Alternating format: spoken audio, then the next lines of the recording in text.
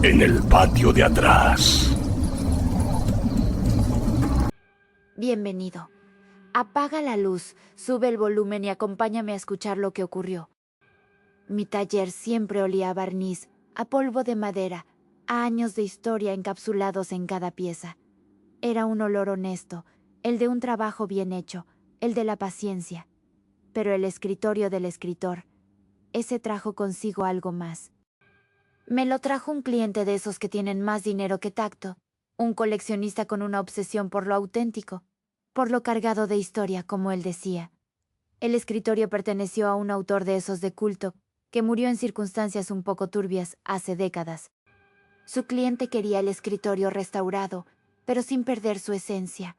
Una frase que me ponía los pelos de punta porque ¿quién decide qué es la esencia de un mueble? Para mí era un trabajo más, lijar, reparar, proteger. Un roble oscuro, pesado, con un trabajo de ebanistería que ya no se ve. El primer día, mientras evaluaba los daños, noté que uno de los cajones inferiores estaba atascado, completamente sellado, como si la madera se hubiera hinchado con los años hasta fundirse con el marco. Intenté abrirlo con cuidado, sin forzar, pero era inútil. Lo dejé para el final, pensando en algún truco de humedad o calor. Esa noche cerré el taller como siempre, con las herramientas en su sitio y el silencio de la calle de fondo. A la mañana siguiente, al entrar, el aire era diferente. No era el olor habitual. Había una nota húmeda, a papel viejo, a algo que llevaba mucho tiempo encerrado. Y el cajón inferior que había dejado atascado estaba ligeramente abierto. Apenas unos centímetros, pero lo suficiente para ver la oscuridad dentro. No recordaba haberlo tocado al salir. Lo juraría. Me acerqué. La madera crujió bajo mis dedos al empujarlo, y lo cerré de nuevo. El olor a papel viejo se hizo más fuerte, como si una ráfaga de aire rancio hubiera escapado de la ranura. Lo atribuí a la humedad, a la dilatación de la madera, a mi propia memoria fallida. Quizás no lo había probado con la suficiente fuerza el día anterior. La mente es maestra en encontrar explicaciones plausibles. Reanudé el trabajo, concentrándome en el tablero principal, que necesitaba un pulido profundo. El aire de la mañana era frío y la radio, a bajo volumen, llenaba el taller con una conversación intrascendente. Fue entonces cuando lo oí. Un sonido sutil, apenas un roce, como una pluma rascando sobre papel. Un rask-rask, suave, intermitente. Miré a mi alrededor. Estaba solo. El sonido venía del escritorio, de algún punto cerca de la superficie. Me detuve, la lijadora en la mano, el corazón dando un salto tonto. Escuché de nuevo. Nada. El silencio del taller, roto solo por la radio. Sacudí la cabeza. El cansancio, las horas, la sugestión. Volví a la lijadora, y ahí estaba otra vez. Más claro esta vez. Rask, rask, como si alguien escribiera con prisa. Miré el escritorio, el tablero liso, impecable, sin un solo papel, sin una pluma a la vista. Me acerqué, revisé los cajones, el espacio de las piernas. Nada. El sonido se detuvo en cuanto me moví. Me quedé quieto, respirando hondo, el pulso acelerado. La piel de la nuca se me erizó. No había nadie. No había nada que pudiera hacer ese sonido. Cerré los ojos, frotándome las sienes. El cliente ya me había llamado esa mañana, preguntando por el progreso, con esa voz untuosa que insinuaba que dudaba de mi honestidad. Es una pieza delicada, le había dicho. Requiere tiempo. No podía permitirme retrasos ni distracciones, pero el rask-ras se había instalado en mi cabeza, una nota discordante en la sinfonía de mi taller. Los días siguientes, el rask-rask se volvió más frecuente. Siempre que me alejaba unos pasos del escritorio, o cuando me concentraba en otra tarea, aparecía como una presencia insistente. Era un sonido sordo, como si la pluma no encontrara la superficie adecuada, o como si la mano que la empuñaba estuviera débil.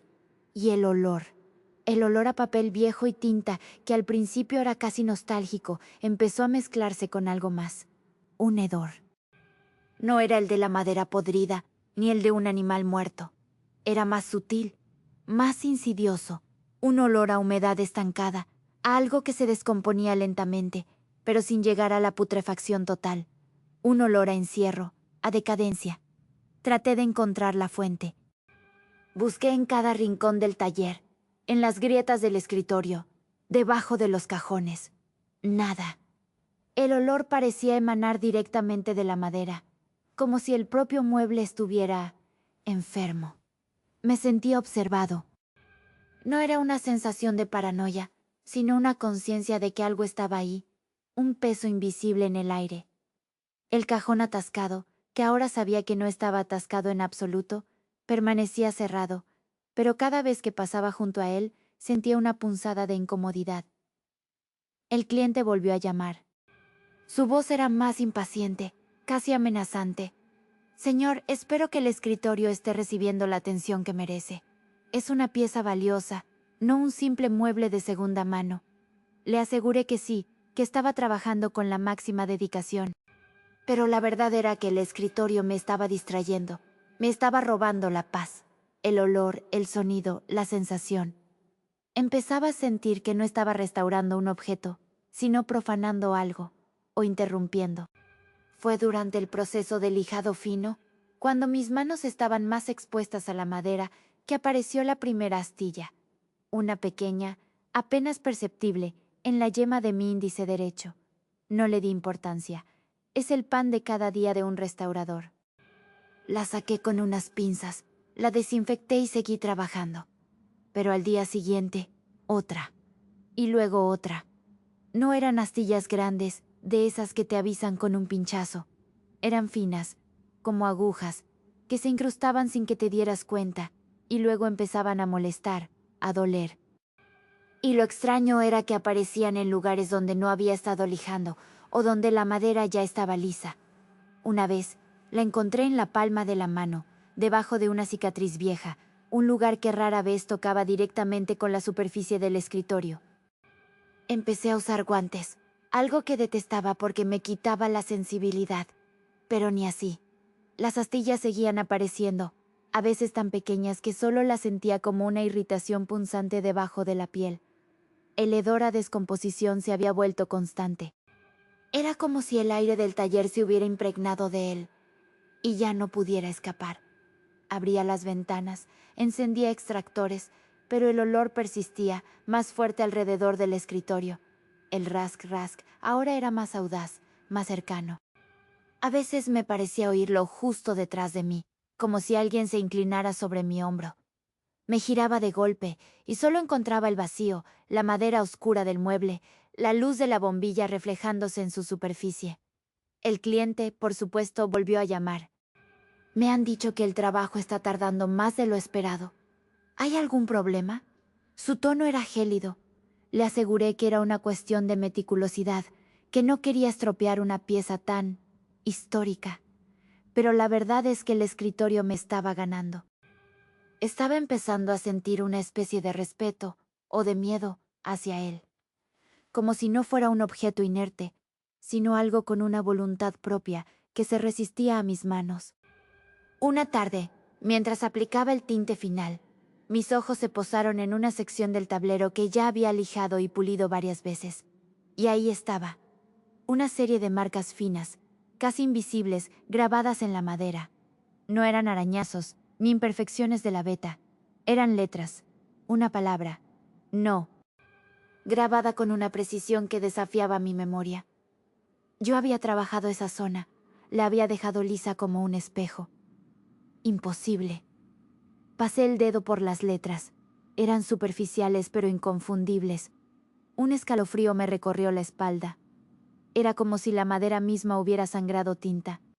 Intenté lijarla de nuevo, con la lija más fina que tenía. La madera cedía, el tinte se desprendía, pero las letras, aunque más difusas, seguían ahí, como un tatuaje fantasmal. Era inútil. La palabra se negaba a desaparecer. Era una marca persistente, una declaración. Y las astillas. Había llegado a un punto en que mis manos estaban constantemente irritadas, pequeñas punciones rojas, algunas casi imperceptibles, pero que dolían. Algunas se habían infectado ligeramente y por más que intentaba sacarlas, parecían estar más profundas de lo que deberían. Era como si la madera no solo se incrustara, sino que se aferrara a mi piel. El olor a descomposición se había intensificado tanto que ahora se mezclaba con el de la tinta, creando una combinación nauseabunda. El rask-rask ya no era un murmullo. Era un sonido regular, metódico, como si alguien estuviera escribiendo sin parar, justo al lado de mi oído. Me giraba y no había nada, pero la sensación de una presencia, de una voluntad, era abrumadora.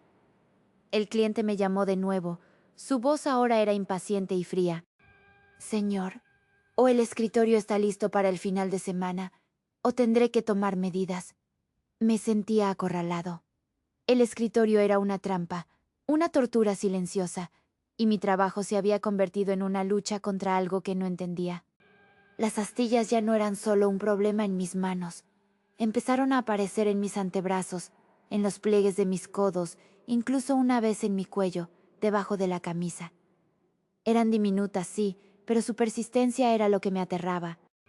Se incrustaban tan profundo que a veces tenía que usar una aguja esterilizada para intentar extraerlas. Y aún así, muchas se quedaban, dejando un punto rojo, una cicatriz minúscula.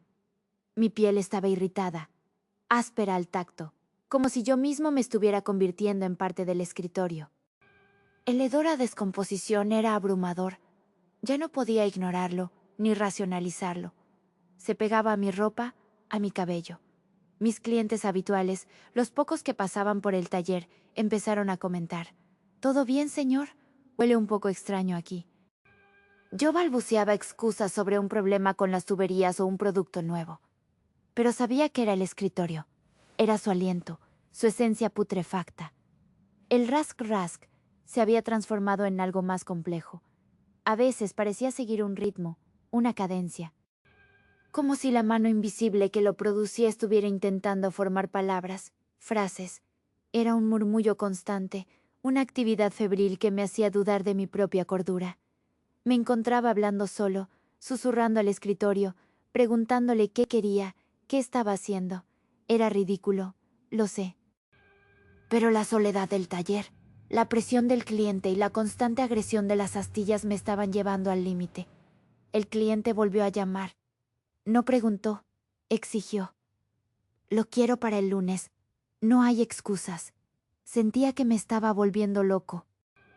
El escritorio, que antes era una pieza de artesanía, ahora era un monstruo.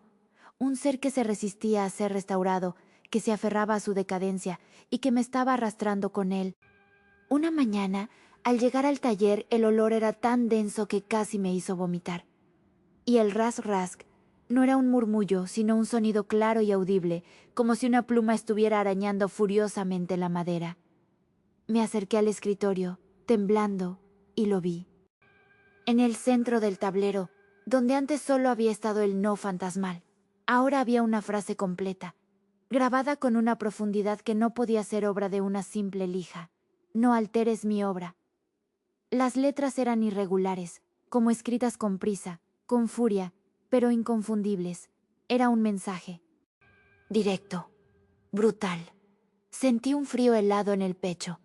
Mis manos temblaban tanto que apenas podía sostenerme. Toqué las letras. La madera estaba extrañamente caliente, como si la energía que había grabado esas palabras aún estuviera vibrando en ella. No pude lijarlo.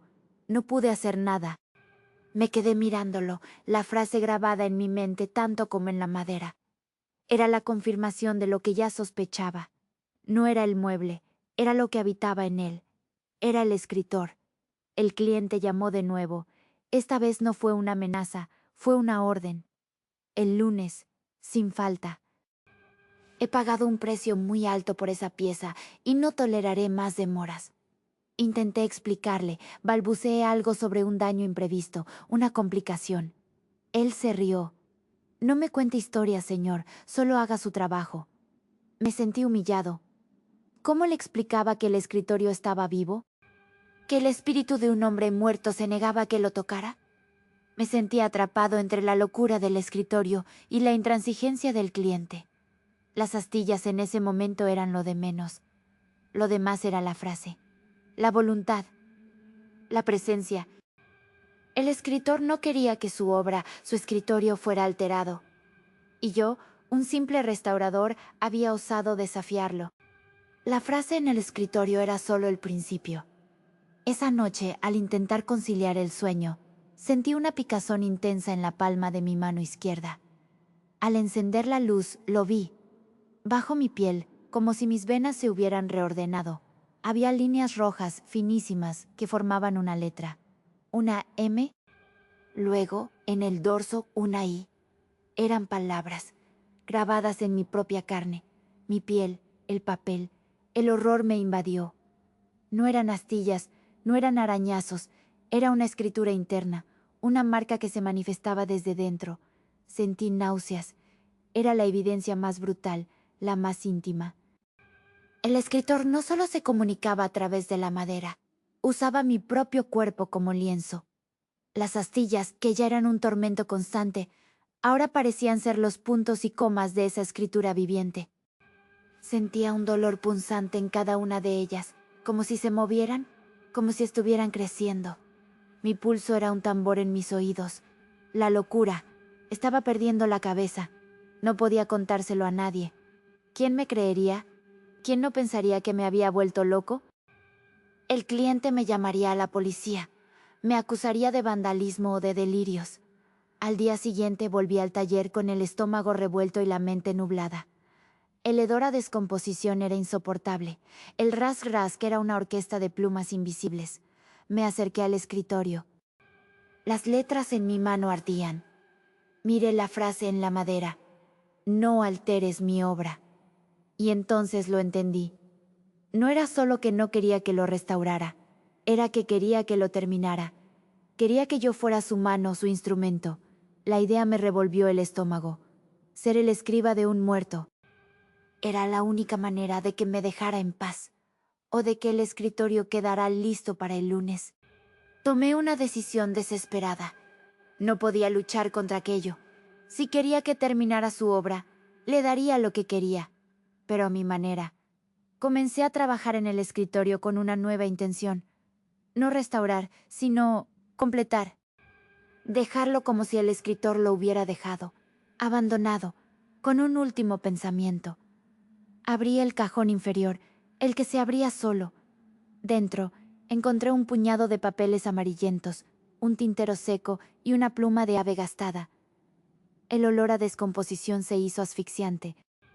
Con la pluma del escritor en mi mano y mis propias manos ardiendo con las letras bajo la piel, empecé a escribir, no con tinta, sino con la lija más fina, con el barniz, con el tinte. Dejé secciones del escritorio sin pulir, con la veta rugosa. Creé una mancha de tinta falsa en una esquina, como si una botella se hubiera volcado. Hice que el escritorio pareciera vivido, pero también abandonado, inconcluso. Mientras trabajaba, sentía la presencia del escritor más fuerte que nunca. No era un miedo paralizante, sino una especie de comunión retorcida.